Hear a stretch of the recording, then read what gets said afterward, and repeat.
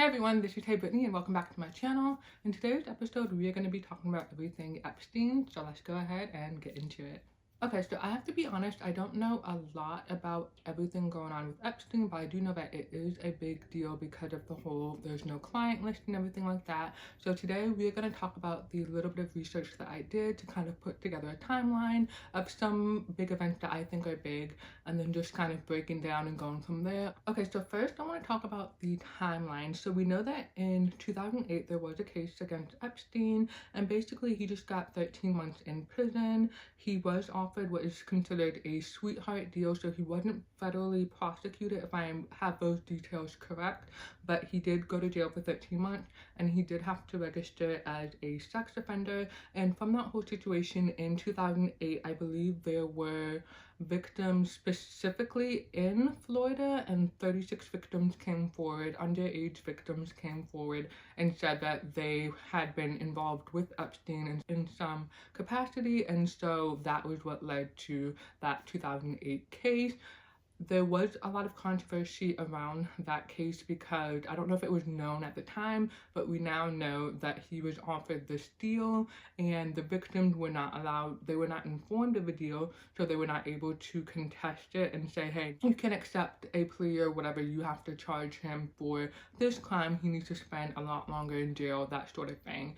And so that case basically just disappeared, went away, and as I mentioned, he did have to register as a sex offender. I'm bringing that up now because I am going to come back to that at the end of this episode. Okay, moving on to 2015, we have Virginia Giuffre coming forward, and basically I think she had been making claims against Epstein and Prince Andrew maybe earlier than 2015, but 2015 is when she filed a defamation case against Ghislaine Maxwell, saying, hey, you should call me a liar, I'm not a liar, these things actually happened. So they had to go to court over there. I do believe they ended up settling this out of court and a payment was made to Virginia Giuffre. That case didn't really go anywhere as far as any legal consequences, as far as jail time or anything like that. And then what I do want to bring up about this case is that during the court case, I believe a bunch of names came out as far as people who could have potentially been involved in what happened to Virginia Giuffre while she was connected to Epstein and Maxwell. I'm not gonna get into her whole backstory, but she was saying that basically when she was working at Trump's Mar-a-Lago hotel, she was approached by Maxwell to basically be a massage therapist for Epstein, and that was kind of how they roped her into this whole sex trafficking ring. And then she basically named names and gave details about what happened to her, and then as a result of her talking about everything, I think 170 names came up or were kind of talked about throughout this case in 2015. Some of the names were redacted, but recently, as of 2025, some of those names did come out, and there were a lot of celebrities that were named and kind of had to defend themselves and speak on the allegations and all of that stuff. A lot of the names that were mentioned were just literally people who were name dropped, that they were not being accused of doing anything wrong. It was more of Epstein and his circle or whatever just saying, hey, we know these people, we have this influence and so on. So mainly it was just bragging rights, it seemed like, to show that they knew these people and that they're well connected, basically. So that's going to be relevant a little bit later, so I'll just leave that there. Next, we have Epstein's death. So he was charged in July of 2019, and then he ended up committing suicide in August of 2019. And there are a lot of different theories about everything connected to him regarding his case and his suicide. So a lot of people think that either he committed suicide, that he faked his death and is still alive, or that he was murdered to keep powerful people from being outed and being charged criminally with everything that has happened in connection to this sex trafficking ring. One interesting thing that I want to note that I was not aware of, so I believe in connection with the 2015 case that Virginia had against Ghislaine Maxwell, they had released some list or some documents from that court case that were previously sealed the day before Epstein committed suicide. So I'm pretty sure that there's a connection there. So I'll just leave that there for you guys to kind of figure out whatever you wanted to take from that information. next up, we have Ghislaine Maxwell. She was charged in July 2020, and she is being in prison for 20 years for her role in everything going on with a sex trafficking ring that she and Epstein were a part of. Next up, this is not related to Epstein, Virginia, or Ghislaine Maxwell, but we do have Trump coming out June of 2024, and basically he is promising or saying that he is going to declassify all of the Epstein files, that this was a big part of his campaign messaging of what he was running on to get himself reelected, and saying that he wanted transparency and honesty for the American people. And he also talked about getting the JFK files unsealed, the Epstein files. And I think from one of the articles I read, they did make a point to say that it would be easier to do it with the JFK files since so much time has passed since that happened, whereas with the Epstein stuff, that's more recent. And if we're being honest, there probably needs to be a lot more time that has passed before everything can come out, because I know that they had the case in 2018, so it's been some time since that. But for JFK, we've had, what, 50 to 70 years before we got some additional information about what has happened with that. But I think there are a lot of conspiracy theories about what happened to JFK and Israel and all of that stuff, and why he was killed because he didn't want Israel to have certain weapons or something like that. He wanted AIPAC to register as a foreign agent or foreign asset, something like that. And so there are conspiracy theories around JFK. Trump really talked about releasing all the files, and the Epstein case was one of those things that he talked about declassifying and making public to the American people. Next up in my timeline, we have the FBI memo dated July 2025. So I did read through all of that memo, and basically I'm just kind of confused on why there's a lot of confusion about what they publicly stated about the Epstein client list. So in the memo, they basically said that they had identified, I think, 1,000 victims of Epstein. I don't know if it's clear, but they know who the perps are. So I don't know if they're able to identify those people from videos, pictures, and documents that they have, or if they're still in the dark about who exactly was involved in everything that happened. And then they also talked about how there was no client list. So when I think of a client list, I'm thinking of something that's detailed to the point where it says John Doe paid $25,000 for Jane Doe, right? So something that really clearly points to money being exchanged for something. So then we would be able to say, hey, well, who is Jane Doe? What did you do with Jane Doe? What was the relationship there?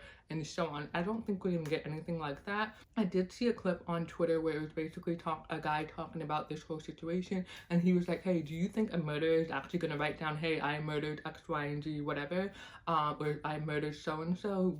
People are not going to do that. They're going to put information down in different places, and you have to kind of connect the dots. But I think something this elaborate and something that has been going on for so long, I don't think it's going to be as easy as people think it is to just connect the dots and kind of put the story together in a way where you can implicate people outside of Epstein and Maxwell as far as being part of this ring, other than the obvious other people that have been mentioned so far. And then the other thing that I noticed from the memo is that it really hit home or played up the fact that they do have a lot of evidence, but a lot of it is court sealed, and then also they're concerned about protecting the victim. So what I get from reading the memo is that they're basically saying, hey, we have all of this information, but our hands are tied, there's not much we can do.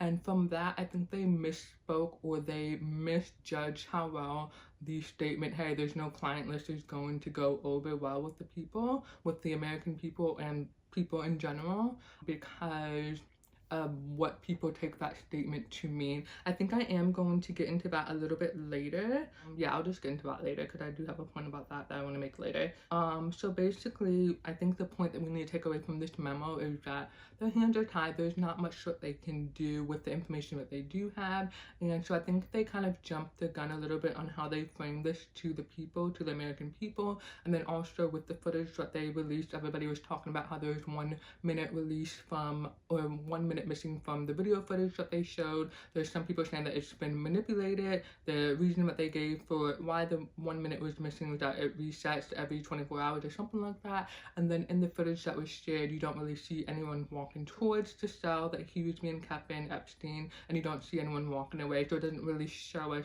anything in that sense. So you, at the very least, they should have shown people taking his body out or whatever in that video, and then you should be able to see, if you're given a 6-hour window, you should be able to see the full 6 hours of what happened during that time frame. There shouldn't be any timestamps missing or anything like that. It should just be the full 6 hours in its entirety, showing what happened leading up to when he was discovered and then what happened after. Next up in the timeline, we have the cabinet meeting. So I believe this was on July 7th, 2025. And then this is where we have the reporters asking Pam Bondi a question. Then we have Trump jumping in to kind of answer the question for her, just interject his opinion. And he's basically like, wait, are we still talking about Jeffrey Epstein? We have everything going on with Texas and all of this other great stuff that we're doing. Are we really still talking about this creep? And this is unrelated, but when he said that, or when I saw the clip of him saying that, this made me think of the AI Allen Iverson moment where he's like, we're talking about practice. And obviously there's more context to what Allen Iverson was saying. He was dealing with like a death in the family. A friend of his had passed away, and then he was having to go to practice because he was an NBA player at the time, and he's being asked about something, and he's like, we're talking about practice while I'm dealing with this very sensitive and personal matter. I don't want to talk about practice, basically. So when Trump responded that way, it made me think of that Allen Iverson moment, and I think it was a huge fail here because obviously a lot of people do care about this moment. People do want to know what's going on with Epstein. People do want the truth, and so I feel like he was really trying to kind of downplay and take the attention off of Epstein when that was not the correct move at all. And then we have Pam Bondi being asked questions about what she had said back in February. I think she went on some news channel and I think she was directly asked, hey, do you have the Epstein client list on your desk? And she said, yeah, it's sitting on my desk right now to review. And so when she's being asked that question in this particular cabinet meeting, she said, oh no, I was just basically talking about general Epstein files, not that I had the client list on my desk. And so she's getting a lot of flack for that. In her defense, she did say it is sitting on my desk right now, so she didn't specify the client list is sitting on my desk right now, but she was asked a very direct question and she gave an answer to that question, which led people to believe that she had the list of clients of Epstein on her desk and that is what they would be making public to the American people. Like, regardless of what they turned up in their investigation, it was kind of implied, hey, you guys are going to get this list no matter what, basically, because that's what we promised you guys. Additionally, there was the whole controversy over her making those statements, and then they had influencers coming out with like the Epstein binder. There apparently was some controversy because maybe all of these people weren't known influencers, or they were like newly minted influencers. Why were they chosen to be the ones to have the Epstein binder? And so all of that just seemed like it was playing into the fact that they were going to be really transparent with the Epstein files and what was in the client list and all of that stuff. And so now all of that seems to be coming to bite them in the butt as far as them saying, hey, there's actually no client list. And then next up on the timeline, we have, I think around July 11th, there was a Turning Point USA summit, and Tucker Carlson spoke at this, and he basically came out and said, hey, you know, Epstein is a intel agent or asset probably for another country. And I think that this is one big for him to say this because this is a conspiracy theory. We know that this is probably controversial because if he is a intel agent for another country, who is he blackmailing? Why is he blackmailing? What is he blackmailing them with? And so these are a lot of questions that need to be answered if that's true. And how do we go about getting those answered? And what does it mean if he is a intelligence asset? One of the reasons why I think that this is problematic, because I don't think any country is going to want to come out and claim Epstein as being an intelligence agent for their country, because that makes their country look bad. And then also, what are the people who live in that country, what are they going to think about all of this? Because that means your government is running a sex trafficking ring that includes minors. If you're parents, if you have young children, like nieces and nephews, grandchildren, children, that sort of thing. Are you okay with the fact that your country is actively doing this and using this to blackmail other people or control other people? Because normally when I think of like a government ring to expose people, you're doing that because you want to bring those people to justice. You're not doing that because you want to turn around and blackmail those people into doing whatever you want them to do. And so I think that that's going to be controversial, that hasn't happened yet, that we haven't seen this be outed as a sex trafficking ring meant to expose the criminals and then have people criminally charged for engaging in those acts that they partook in with the sex trafficking ring. So I think it's going to be very problematic if a country is named as being involved with this sex trafficking ring because of the fact that we're not really seeing the perpetrators be punished. I think, yes, we kind of got Epstein and we kind of got Ghislaine Maxwell, but there's probably a whole group of people that need to also be prosecuted for what happened, and if we don't get that, then what is the point of this ring? And I think that is going to create more problems for whatever country or government is involved in this, because I don't think that's something that people are going to stand for if they know that their government is actively doing this and they don't see any issue with it, because they're not stopping it. And then next up in my timeline, this is the last point that I want to make. We have Trump making his post basically saying that the Epstein client list is a Democrat hoax. So basically this is just made up, there's nothing to see here, and basically saying, hey, you know, we fell for this, we're exposing that it's a hoax, and you're stupid if you continue to believe that there is a client list. So that's the timeline that I wanted to run through, so we can just move on to the rest of the episode and my next few points. Okay, so the biggest thing that I've been seeing regarding the no client list is that people take that to mean, okay, if there's no client list, that means that there are no clients. So one, does that mean that nobody abused these children, these women? Does that mean that there were no victims? Does that mean that Ghislaine Maxwell is in jail for no reason? And I don't think that's what we're saying by saying that there's no client list. I think what they're just really saying is, hey, we don't have a list of people who committed these crimes, but we know that there are people who committed this crime. We just have to figure out a better way of identifying them and hopefully bringing them to justice. So I don't know why people have jumped the gun and saying, hey, there's no client list, so that means there's no client. I just don't think it's going to be that neatly tied up to where, hey, look, there's a list of all of these people who did bad things, now we can just prosecute them. I don't think it's going to be that easy to identify these people and then also to be able to successfully charge them in court and have them found guilty to where they have to serve out a punishment. Additionally, I think that Trump's DOJ should be very hesitant about releasing a new client list because of what happened with the one from Virginia Giuffre's case in 2015. Yes, they released like 170 names, but a lot of the names were either redacted or they were people who actually had nothing to do with what was going on. They were just people who were in that orbit, so you couldn't really tie them to any wrongdoing. So I would be very hesitant to release a list of new names or I would be hesitant to release a list that includes new names if nothing is going to happen, because what happens when you just release new names, nothing happens, and then how are these people treated in public? What is the public's reaction to these new names and all of that stuff? So I just think that it opens up a new can of worms if nothing is really going to be done about it. And then additionally, going back to the memo from July 2025, so basically it talks about how they have a lot of evidence that is court sealed.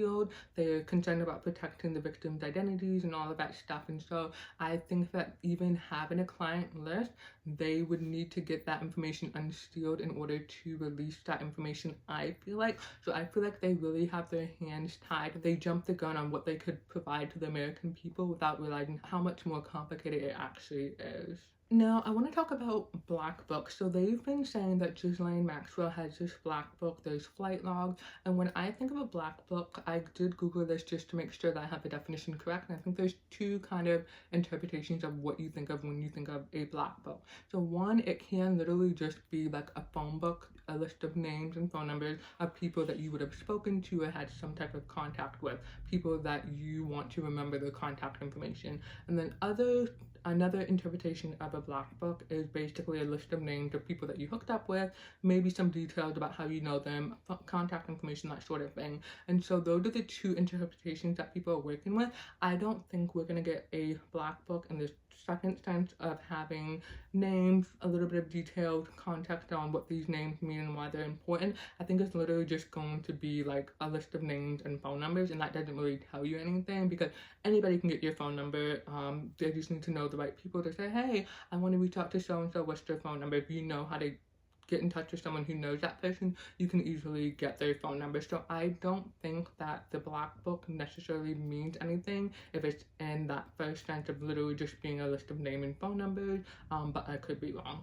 And then also going back to the whole Democrat hoax, I know that one of the conspiracy theories around this topic is basically that the real names that were on the list were removed and fake names were put on there. Basically, people are saying that the Democrats removed themselves from the list and then they put Republicans up there. So if the list were to come out, it implicates the wrong people. And then obviously, if you didn't do anything wrong, you're not going to want that list to come out because that list is going to be damning. It's going to make you look bad. And then these people are going to have to prove like, hey, you know, I actually didn't know anything about this. I wasn't connected. And then they're just going to have a legal battle as far as like dealing with everything in court if it comes to that. And then also dealing with the court of public opinion. But my point mainly is that people believe that the client list has been altered in some way, that it doesn't reveal the actual name that were originally on the list.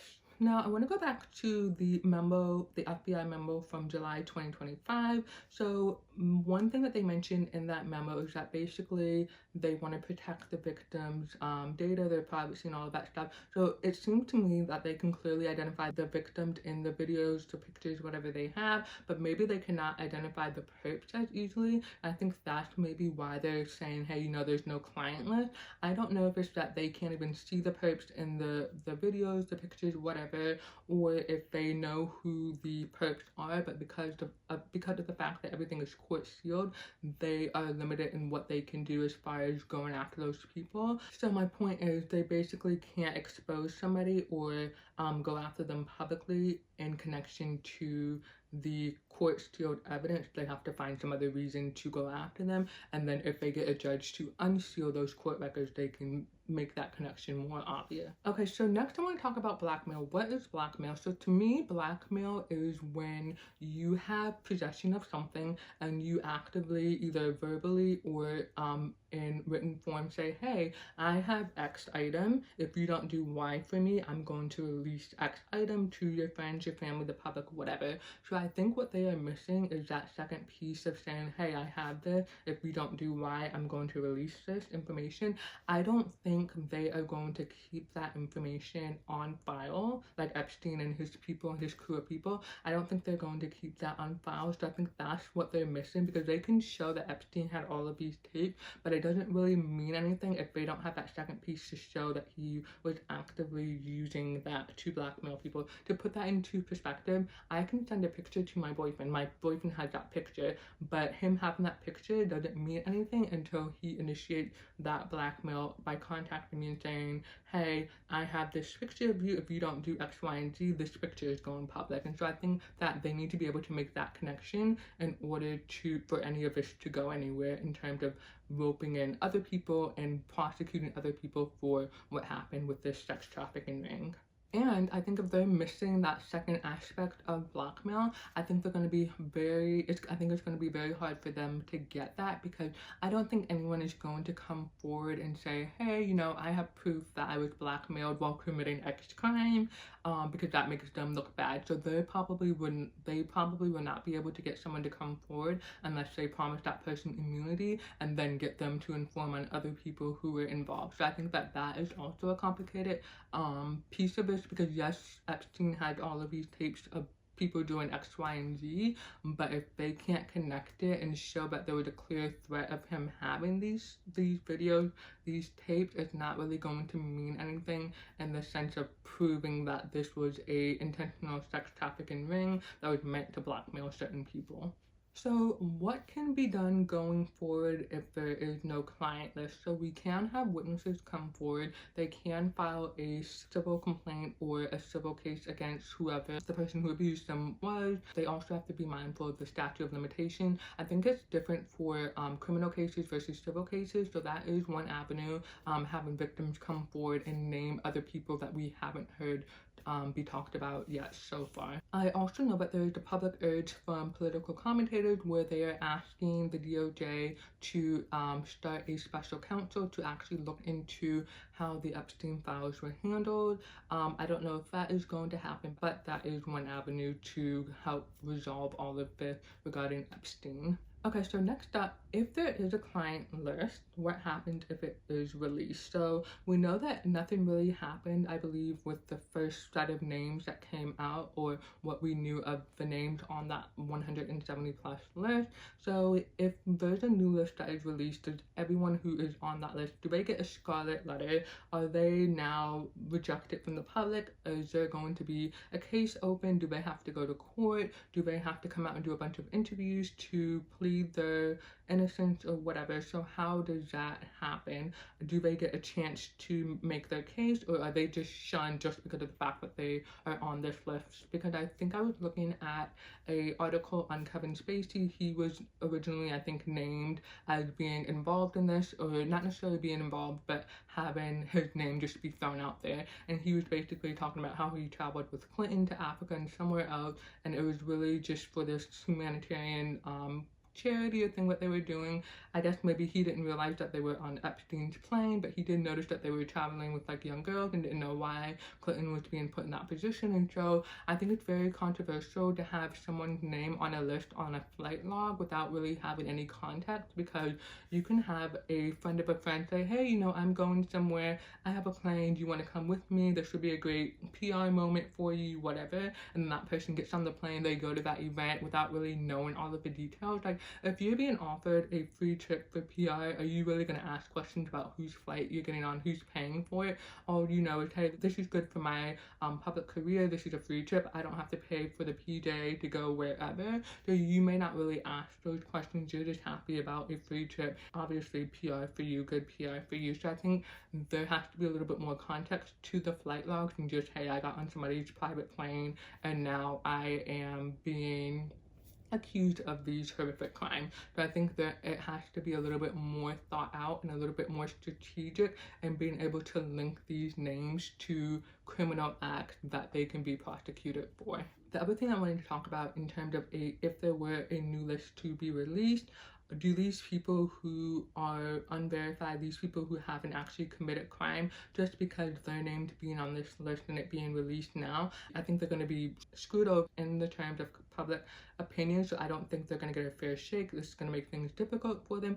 Do they then sue the United States government for defamation if their name is on this list and they didn't do anything? So how does that work? Does that make the government look bad, and then can you even sue the United States government? So I think that that's going to open a whole can of worms, and I think that that's why they're backtracking away from this client list, because there's so much that they can't prove, even though they have a lot of evidence, if that makes sense. Okay, so next up, I want to get into the registered sex offenders and everything related to that. So I did come across a Fox News article, and it was basically giving me all of this information. I can link that in the description box below. But basically in 1994, we had a law that was passed that basically said that all states have to set up a sex offender registry. This is the Wetterling Act. Then that law was amended in 1996, and Megan's Law said that, hey, this registry has to be public. Then what I want to call out is that Epstein was considered a tier 3 sex offender in New York, but a level 1 or a tier 1 in Florida. So what this means is that Epstein, we know that he had a house in Manhattan, or a townhouse, whatever you want to call it. And what this article said was that he never checked in with New York, despite the fact that he needed to do so every 90 days to verify his address. And as a result of them confronting him about this, he ended up changing his residence to, I think, the Virgin Islands and New Mexico to get around this requirement of him having to update his address every 90 days, because as I mentioned, in 2008 he did do 13 months in jail, and he also was required to register as a sex offender. Now, let me explain the tiers. So, tier 1, you have to register annually for 15 years. Tier 2, you have to register every 6 months for 25 years.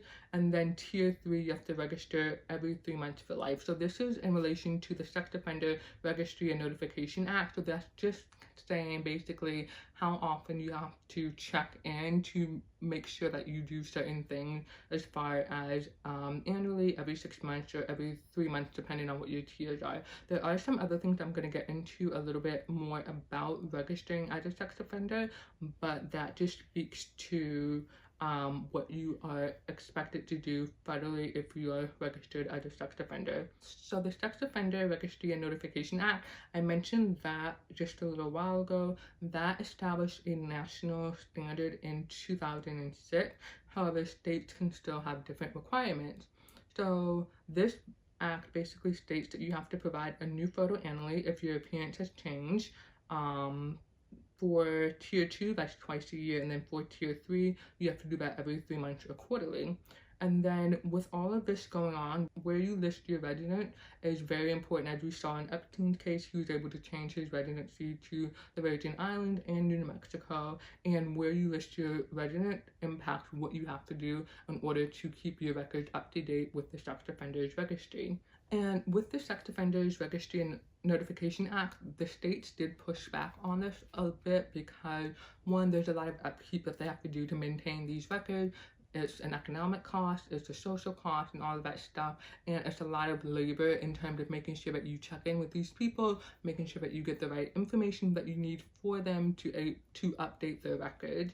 And one thing I want to highlight is that the CBS Chicago, they reported that as a part of the Sex Offenders Registry, you are expected to update your address and then send in photos to make sure that they know what you look like. And basically, they reported that in Chicago, I guess one offender, he had different mugshots for, I think, 2009, 2012, and 2016, if I have the dates correctly, but in the 3 mugshots that were sent in for those years, it was 3 different people. There's a lot of effort that goes into maintaining these records, and then some states are really lax. They're not actually checking everything the way they should be, and so there's a lot that can slip through the cracks with keeping this registry up to date. Additionally, what I found interesting is that residency requirements are not set at a federal level, they're set at the local or state level. And what I found interesting is that some sex offenders, they are considered homeless because of the restriction around them registering that prevent them from getting housing or employment. So they are homeless, and it's really just hard to keep track of them because they literally have no known address. However, some states can dictate where sex offenders live, and usually it's that they can't live around places where children gather, so parks, schools, and etc. I am very interested on how this works in terms of neighborhoods, because in a neighborhood you can have mixed people living there, so you can have families with children, you can have single people living there with no children, and so on. So I don't really know how it looks or how it works in a neighborhood when it's literally just a neighborhood. There isn't a school that close by, there isn't a park that close by, because when I was living in New York, for whatever reason, I ended up looking up this local sex offenders registry, and I realized that there's a guy that I saw maybe a few times a month who's on that list. I'm not going to get into the details of what happened because I can't recall all of it, but I think it happened when he was like super young or whatever. And so I was just surprised that he was able to live in that area because, one, there was a lot of families in that area. There was a park nearby, like, because where I lived, there was basically a park, and then there were these buildings around it, like high-story buildings, so maybe like 10, 15, 20 floors of apartment buildings around this park. And so I think he lived in one of those buildings. So I was just really surprised that he was able to live there. And I don't know the conditions or the terms of his whatever or his situation, but I just thought that that was interesting. And I remember that when I was reading up on the sex offenders registry and all of the requirements and all of that stuff. And so I am very interested and a little bit alarmed by how lax everything seems to be. There is a national standard, as I mentioned, but states can literally do whatever they want. Some states are really good about updating the records, some aren't, and then you can see that there's a lot slipping through the cracks, especially with everything happening with Epstein. He is a huge name in sex trafficking, and he was allowed to just slip through the cracks like that, not have to update anything, moving around whenever he wanted to and all of that stuff. And so finding loopholes, so that is a little bit scary to know that you can have people who are committed or convicted of these crimes, and yes, they go to court, they get sentenced, they get fined, whatever, but when they get released back into the world, there's not a lot in place that is protecting people so that they aren't future victims of this person who has been released back on the street. Alrighty, so that was everything that I wanted to cover in this video. So to just wrap everything up, is just a cover up. I have no idea, but I feel like it is there's so many different things that you have to consider in wanting to track down the bad guys, hold them accountable, and make sure that they are never able to hurt someone else again, especially a child. And I don't know if this is a cover up. Some people think that this is a cover-up to protect Trump. Of the documents that the public does not have access to, they could easily just remove his name and still release everything without protecting the other people who are on that list. So I don't know if it's a cover-up in that sense to protect Trump, if they're covering up to protect other powerful people who are on those lists or who may be implicated in these crimes or who have actually committed these crimes, and there's verifiable evidence of this. So I don't know if it's a cover-up as much as it is them being tied up legally and having all of this evidence and not really being able to do much about it unless victims come forward or unless they are able to quietly build a case against these different people and get it to that point where there is a public trial, whether or not we can actually watch it, but there is a public trial that we know about where they have to go through the court process of clearing their name and then hopefully being found guilty if they have in fact committed these crimes. And so I don't know where we go from